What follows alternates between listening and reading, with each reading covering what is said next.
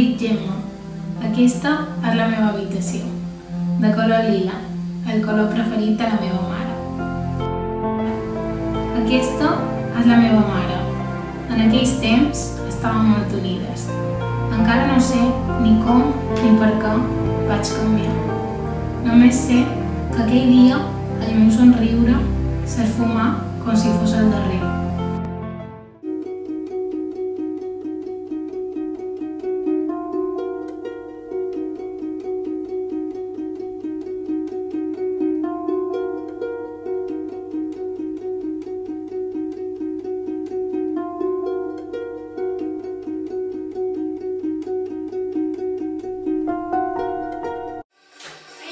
Baixes la música, que se sent des del carrer. Que no m'ha donat la gana. Vés-te'n, vés-te'n. Vaig a comprar.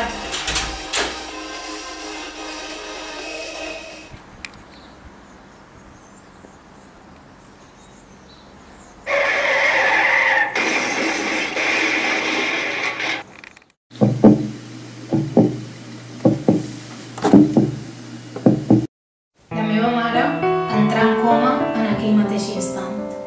Els dies, les hores, els minuts, els segons se'n feren etern.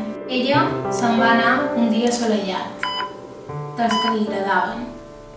En uns segons en deixà per omplir el cel i donar-li llum. Ja ha passat un temps, però encara la trobo a faltar. Els seus petons, les seves abraçades, tota ella. Desitjaria poder tornar enrere per borrar tot allò que li va fer mal. Però això no tornarà. I per tal d'ajudar altres al·lotes amb les seves mares, cada setmana acudeixen a una associació on demanen els meus consells.